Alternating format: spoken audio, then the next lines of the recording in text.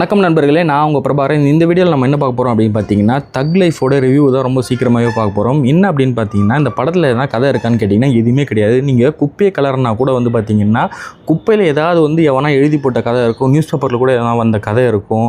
ஆனால் இந்த படத்தில் கதைன்னு எதனா இருக்கான்னு கேட்டிங்கன்னா இது யாருக்குமே தெரியாது, டேரக்டருக்கே தெரியாது, இல்லை நடித்த கமல்ஹாசனுக்கு தெரியாது, எதுக்கு நடித்தாங்க எதுக்கு எடுத்தாங்கன்னே தெரியாது. பொழுது போலன்னு சொல்லிட்டு படம் எடுக்கணும்னு சொல்லிட்டு ஒரு 3 மணி நேரத்தை என்னத்தையும் எடுத்து வச்சுருக்காங்க. அது மட்டும் இல்லாமல் என்னென்னா ஒரு சீனுக்கும் எதுக்குமே சம்மந்தம் இல்லை. அதில் என்ன ஒர்க் பண்ணியிருக்கான்னா எதுவுமே கிடையாது. டெக்னீஷியன் மட்டும் தான் ஒர்க் பண்ணியிருக்கான், லைட்டு கேமரா அவன் மட்டும் தான் ஒர்க் பண்ணியிருக்கான். அங்கே உள்ளே எதனா இருக்கான்னா எதுவுமே கிடையாது. கிரவுண்ட் ஒர்க்குன்னு ஒன்று கூட போடவே இல்லைங்க. அந்த அளவுக்கு ஒரு மோசமான படம் தான் பார்த்தீங்கன்னா தக் லைஃப்.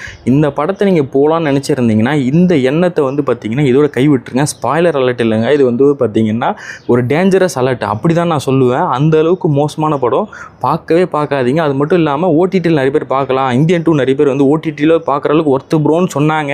ஆனால் இந்த படத்தை ஓடிடியில் இல்லைங்க, நீங்கள் ஃப்ரீயாக கூட பார்க்குறதுக்கு டிவியில் போட்டால் கூட பார்க்குறதுக்கு லாய்க்கு இல்லாத படம் தான். பார்த்து பாதிக்கப்படாதீங்க. பாதிக்கப்பட்ட நான் சொல்கிறேன், கேட்டுக்குங்க, பாதுகாப்பாக இருந்துங்க.